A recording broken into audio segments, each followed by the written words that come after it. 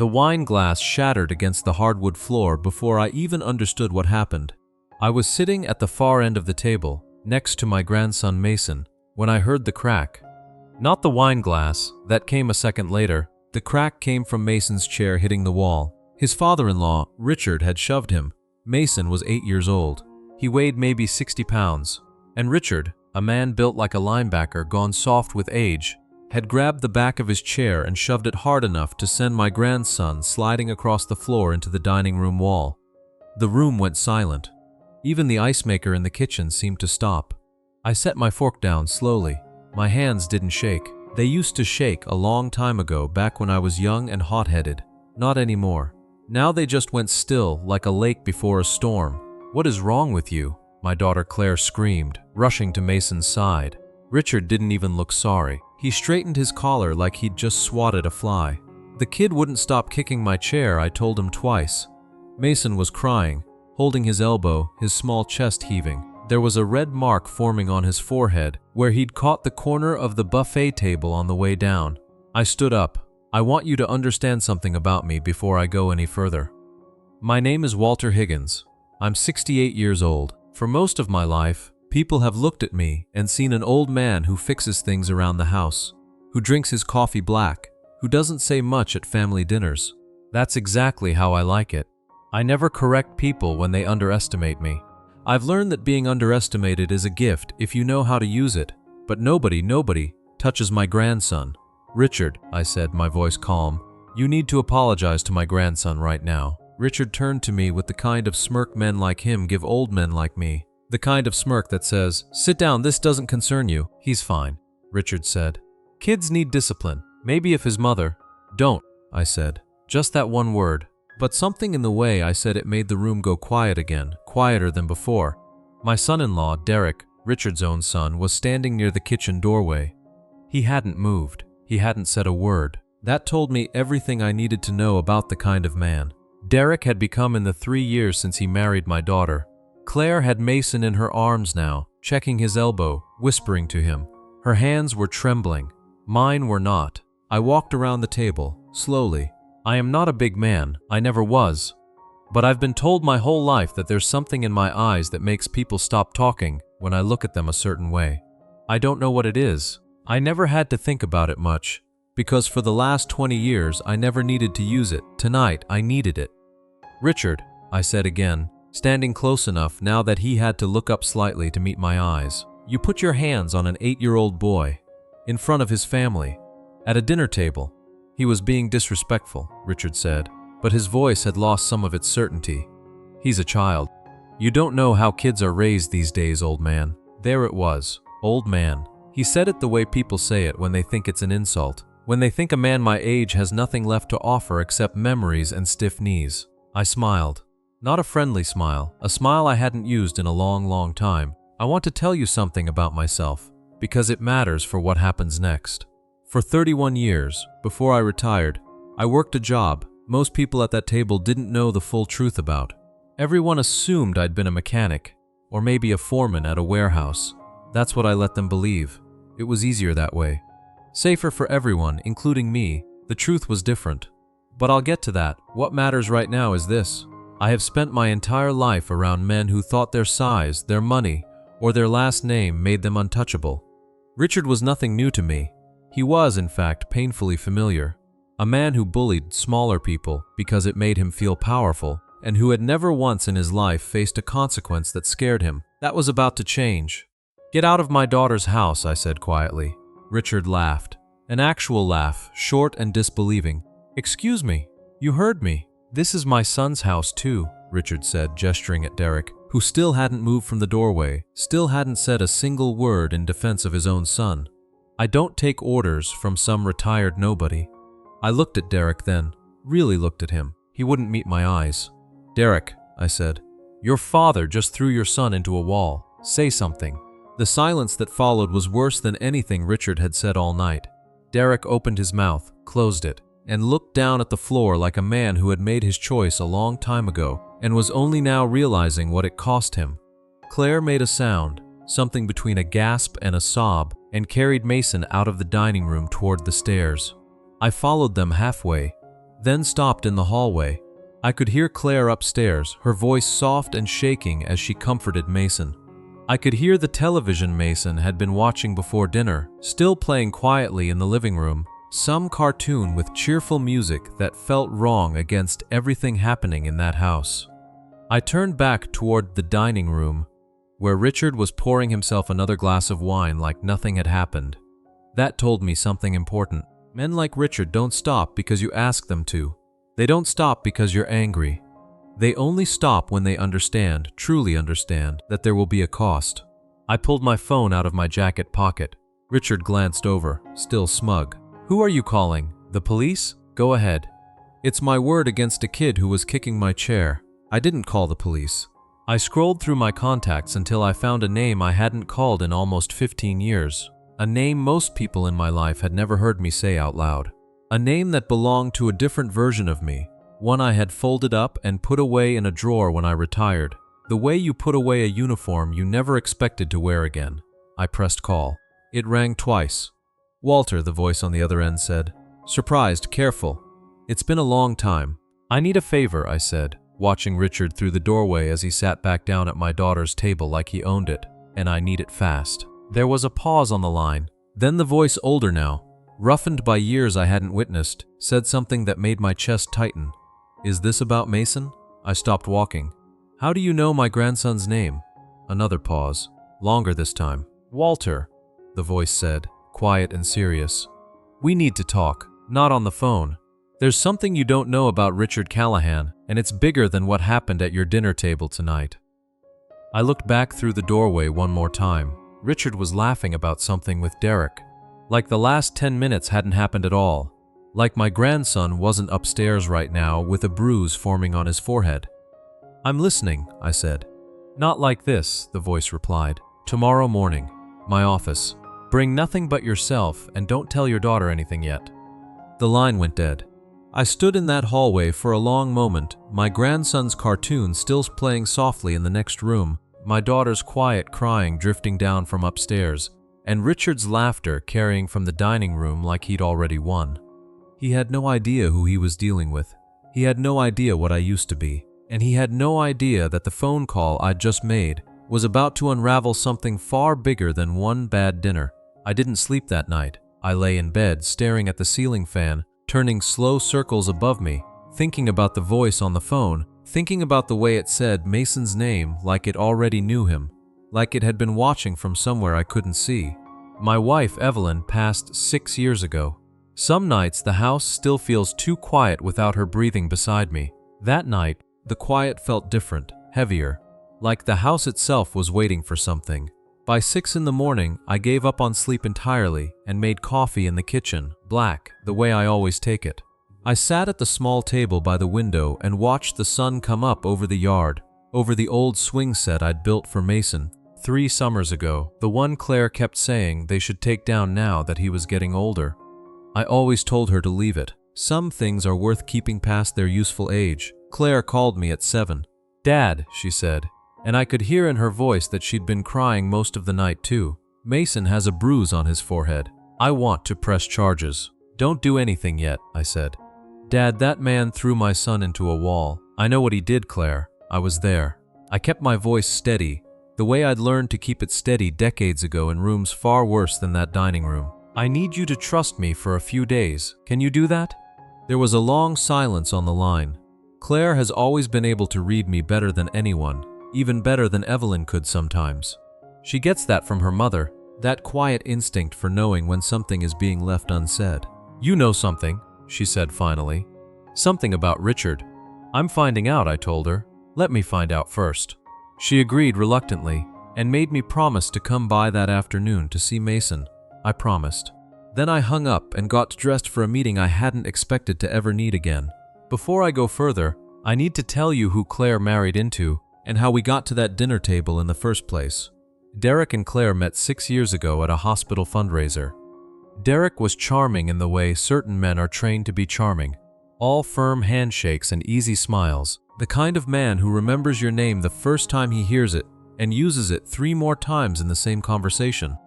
Evelyn liked him immediately. I was slower to warm up. I'd spent too many years reading people for a living to trust a smile that came that easily. But Claire was happy, and that mattered more than my instincts. We danced at their wedding. I gave a toast about how proud I was, and I meant every word of it, even the parts that were harder to say than others. Richard, Derek's father, was different from his son in one important way. Derek hid what he was. Richard didn't bother. From the very first family dinner, Richard made it clear. He saw himself as the head of a certain kind of table, the kind where his opinion mattered more because his money did. He'd made his fortune in commercial real estate, the kind of wealth that lets a man believe the ordinary rules don't apply to him anymore. He talked over people. He corrected Claire in front of guests. He called Mason the boy instead of by his name, like a child hadn't earned an identity yet. Evelyn used to say before she passed that Richard reminded her of men from my old life.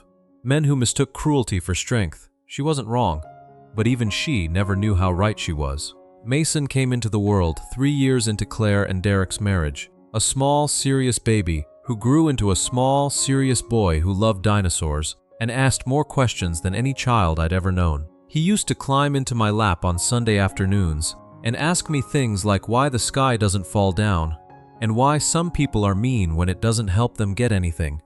I never had a good answer for that second one, not one that made sense to an 8-year-old anyway. Over the past year, Richard's behavior toward Mason had gotten worse. Small things at first. A sharp word when Mason talked too loud. A rough hand on the shoulder when Mason didn't sit still fast enough. Claire mentioned it to me twice, worried but unsure what to do, since Derek always waved it off. "That's just how my dad is," he'd say. "He doesn't mean anything by it." I should have stepped in sooner. That's a weight I carry now, one I didn't expect to be carrying at 68 years old. I kept telling myself it wasn't my place, that Claire and Derek needed to handle their own household, that an old man showing up uninvited to correct a grown man's father would only make things worse for my daughter. I was wrong. I know that now. The office was on the 3rd floor of an old brick building downtown, the kind of place that didn't advertise, the kind of place you only found if someone gave you the address directly.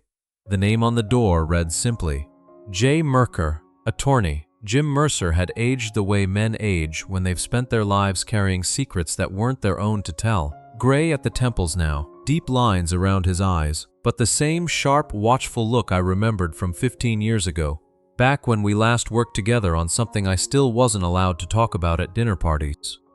"Walter," he said, shaking my hand, gripping it a moment longer than necessary. "You look older. So do you?" He gestured to a chair across from his desk and closed the office door behind me. On the desk sat a thick manila folder, the edges worn soft like it had been opened and closed many times. "Before I show you this," Jim said, sitting down slowly, "I need you to understand something. This isn't a coincidence, you calling me last night. I've been trying to figure out how to reach you for almost 2 months. My stomach tightened. "Why?" Jim slid the folder across the desk. "Because 6 weeks ago, a woman named Patricia Callahan walked into my office asking for help. She's Richard Callahan's sister." I opened the folder.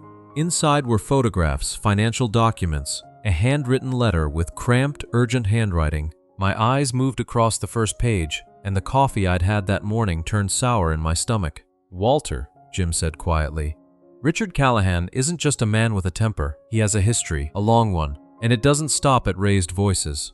The first photograph showed a young boy, maybe 10 years old, with a cast on his arm. The date on the back read 11 years ago. "That's Richard's nephew," Jim said, "Patricia's son." Richard was babysitting for an afternoon. The story changed 3 times before it settled on he fell down the stairs. I turned the page. A second photograph. A different child, younger. A girl this time. A fading bruise along her jaw. "That's not proof of anything on its own," Jim said carefully, watching my face. "I know how this looks and I know what you're thinking. I thought the same thing when Patricia first sat where you're sitting. But there's a pattern here, Walter. 3 children over 15 years. 3 incidents that were each explained away. Money changed hands each time to make sure nobody asked more questions. Richard is very good at making problems disappear. And nobody stopped him," I said, my voice lower than I intended. "His family stopped asking questions." "That's not the same thing." Jim leaned forward. "Patricia came to me because she has nowhere else to turn. Her family has cut her off for trying to speak up before. She heard through a mutual friend that I used to work cases like this. She doesn't know about our history, not the real history. She just needed a lawyer willing to listen. I closed the folder slowly, my hands steadier than I expected them to be, though something cold had settled behind my ribs. "What does this have to do with me calling you last night?" Jim's expression softened, just slightly. "I've been trying to build a case for 6 weeks, Walter, and I couldn't get anyone connected to the family to go on record. Everyone's too afraid of Richard, or too dependent on his money, or both.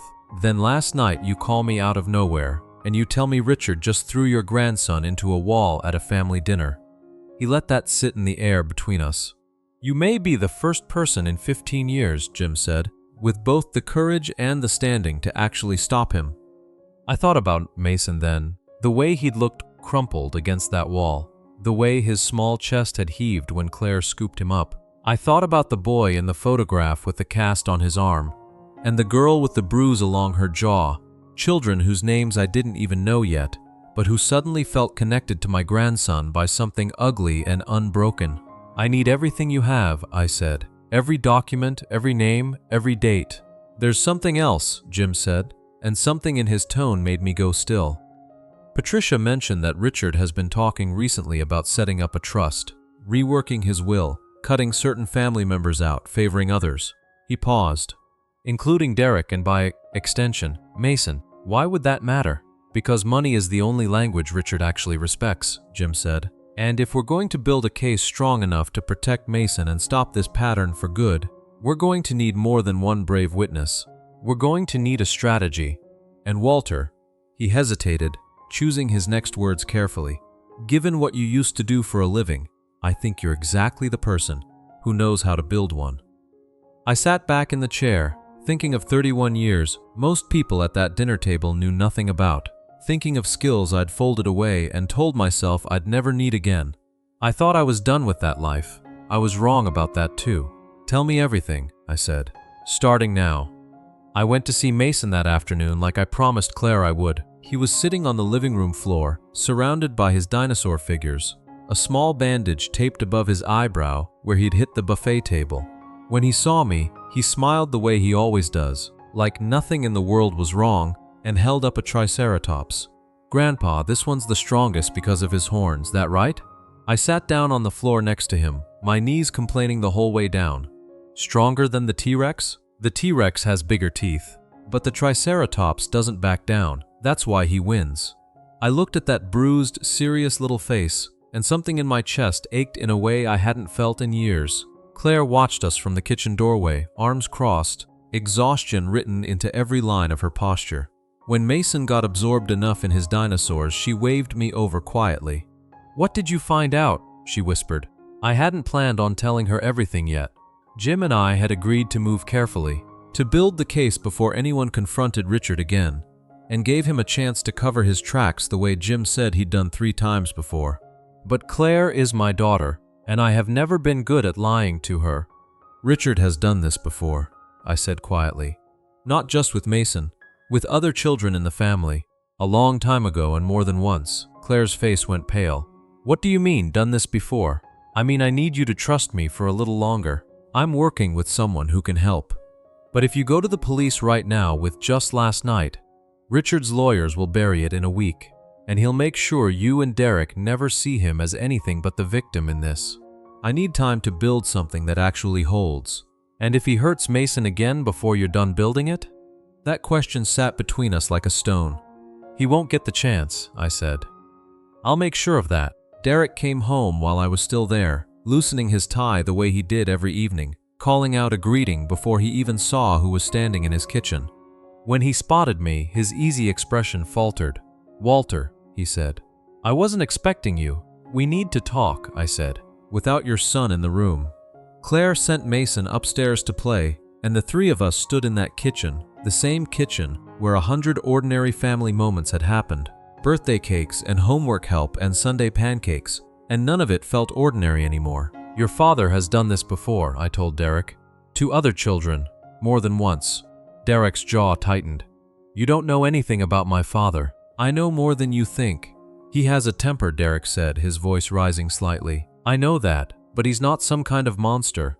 He raised me. He built a company from nothing. You don't get to walk into my house and your son has a bruise on his head, Derek." Claire's voice cut through his sentence like a blade. "And you stood there last night and said nothing." "Nothing." Derek's face crumpled slightly, the anger draining into something closer to shame. "I know," he said quietly. "I've been thinking about that all day." I froze. I don't know why I froze. "I do," I said. He looked at me. "Because some part of you already knew," I said. "And some part of you has always known, and you've spent your whole life finding reasons not to look at it directly." Derek didn't answer. He sat down heavily at the kitchen table, put his head in his hands, and for a long moment none of us said anything at all. "There's a woman named Patricia," I said finally. "Your aunt." Derek looked up surprised. "I haven't seen Aunt Patricia in almost 10 years. My dad said she had problems, that she made up stories to get attention. She has a son who ended up with a broken arm when your father was watching him alone," I said. 11 years ago. There was another child too, more recently. Your father has spent a long time and a lot of money making sure those stories never went anywhere." Derek's face had gone the color of old paper. That can't be true. Ask yourself something," I said, keeping my voice level, though it cost me some effort.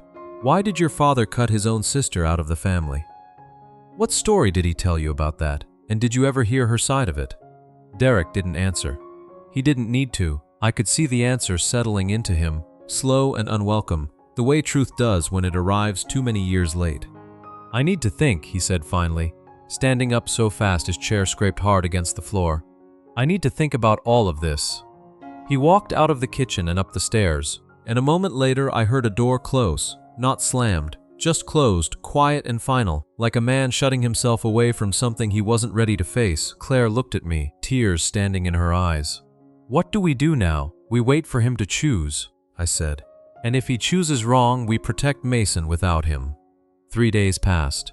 Jim called every evening with small updates. Patricia had agreed to give a formal statement. Jim had tracked down the mother of the young girl in the second photograph, though she was hesitant, scared of what speaking up might cost her. These families are always scared. Jim told me on the 4th night, his voice tired over the phone.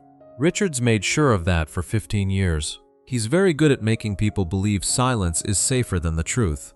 "What do you need from me?" I asked. "I need you to talk to Patricia directly," Jim said. "She trusts almost no one right now, but Mason's story has done something. She said if a grandfather was finally willing to stand up for a child in this family, she might be willing to stand up for hers." I agreed to meet her the next morning, but that night, close to 11 o'clock, my phone rang. It was Claire, and the moment I heard her voice, I knew something had gone wrong. "Dad," she said, breathless, panicked. "Derek just left. He took Mason with him." My blood went cold. "Where?" "I don't know. He said he needed to talk to his father, that he needed to hear it from him directly before he believed any of it. I told him not to take Mason. I begged him not to take Mason, but he was already out the door." "Which house?" I said, already grabbing my keys. "His father's place. The one on Cedar Ridge. Call me the second he answers his phone," I said, already moving toward the front door, my heart pounding harder than it had in 15 years. "I'm on my way there now." I drove faster than I should have, the streetlights blurring past, my hands steady on the wheel, even as my mind raced through every worst possibility. Richard had already shown us exactly what he was capable of in a room full of witnesses. I didn't want to imagine what he might do behind closed doors, alone, with a son who'd just confronted him with 15 years of buried truth, and a grandson caught in the middle of it. I pulled up to Richard's house at 11:40. Every light on the ground floor was on. Derek's car was parked crooked in the driveway, like it had been left in a hurry. I got out of my car and heard raised voices coming from inside. Derek's and Richard's, tangled together in an argument I couldn't make out from the driveway. And underneath it, faint but unmistakable, I heard something that made me break into a run for the first time in longer than I could remember. I heard Mason crying. I didn't knock. I tried the handle, found it unlocked, and pushed the door open into a hallway lit too bright, the kind of light that makes everything look harsher than it should. "Mason," I called out. He came running from the living room before I even reached it, straight into my legs, wrapping his arms around me the way he used to when he was much smaller. I put my hand on the back of his head and felt him shaking. "Grandpa," he said into my jacket. "They're yelling." "I know, buddy." I've got you now. I looked up. Derek and Richard were standing in the living room, a few feet apart, both of them red-faced, both of them breathing hard like they'd been at it for a while. There was a broken lamp on the floor between them, glass scattered across the hardwood. "Walter," Richard said, and for the first time since I'd known him, there was something uncertain in his voice. "This doesn't concern you." "My grandson was crying in your house," I said. "It concerns me." Derek turned to me, his eyes wet, his voice raw. He admitted it. I asked him straight out about Patricia's son, about the girl, and he didn't even deny it. He just said, Derek's voice cracked. He just said kids need to learn toughness somehow, and some lessons leave marks. The room went very quiet. I picked Mason up, even though he's really getting too big for it, and carried him out to the front hallway, out of earshot, and set him down gently by the stairs. "I need you to do something brave for me," I said, crouching to his level. "I need you to sit right here for just a few minutes and wait. Can you do that?" Mason nodded, wiping his eyes with the back of his hand. "Are you going to make him stop being mean?" "Yes," I said. "I am." I walked back into that living room, and something in the way I moved must have registered with Richard, because he took half a step backward before catching himself. "You said kids need to learn toughness," I said. "Tell me, Richard, what lesson did you teach Patricia's son when you broke his arm 11 years ago?" Richard's face went through several expressions at once. Shock, calculation, then something colder settling underneath it all. "That was an accident, he fell.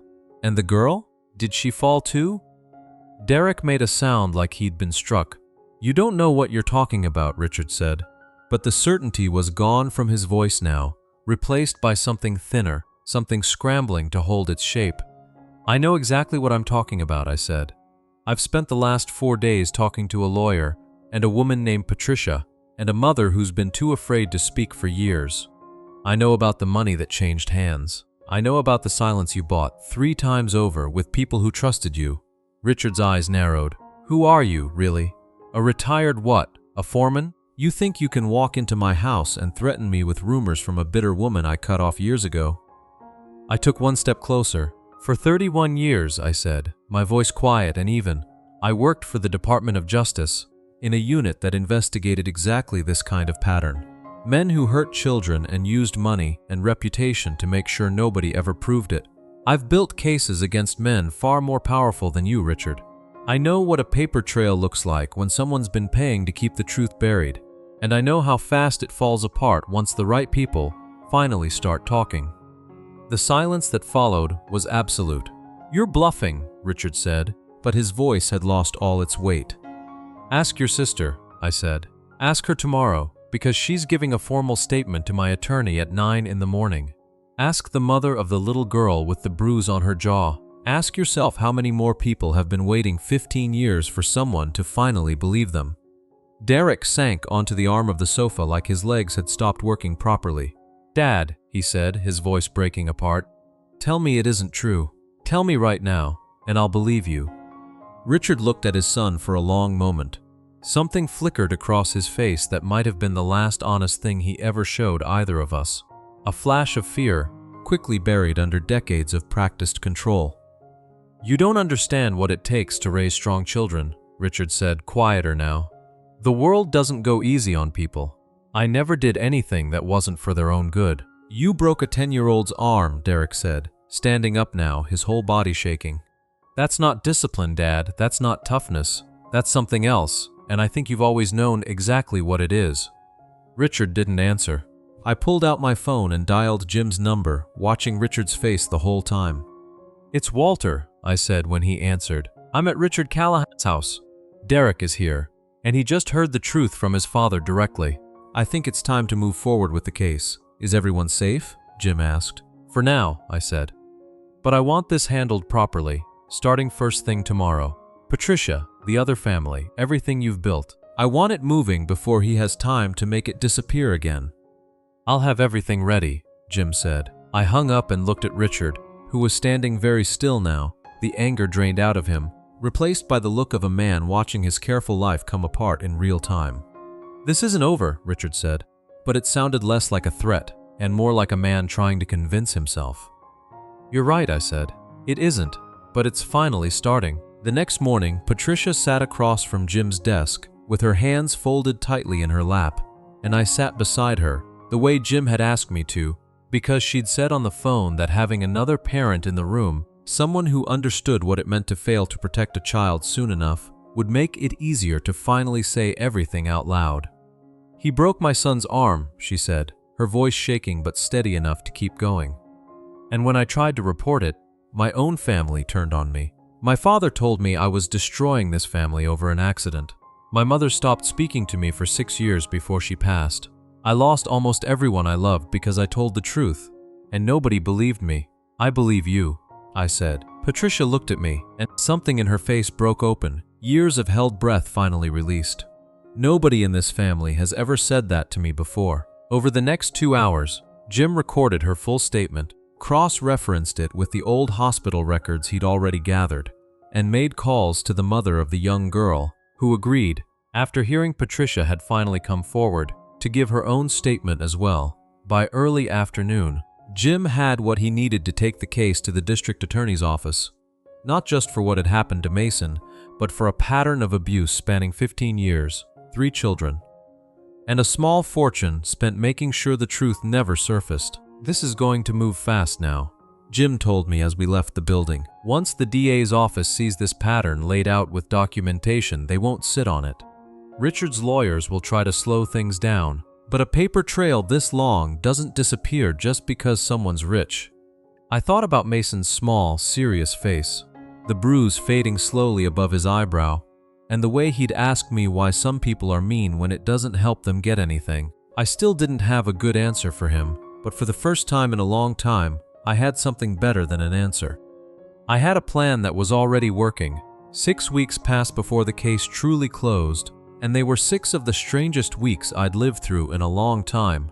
Richard was arrested on a Tuesday morning, quietly, without cameras, the way Jim had arranged it to keep Mason and the other children shielded from any public spectacle. The charges covered not just the incident with Mason, but 2 prior counts of child endangerment that Patricia and the other mother had finally been brave enough to put their names to. Richard's lawyers fought hard, exactly as Jim predicted. They tried to paint Patricia as a bitter, estranged relative chasing an old grudge.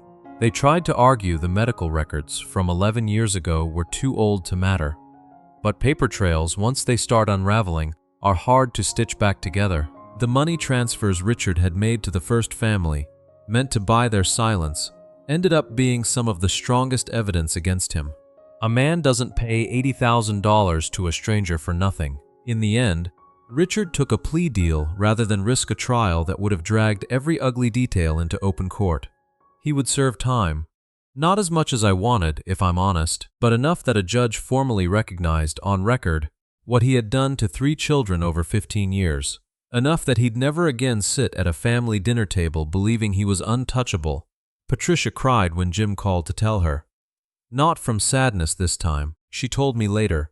It was the first time in 15 years she'd cried from relief instead of grief. Derek changed in ways I hadn't expected.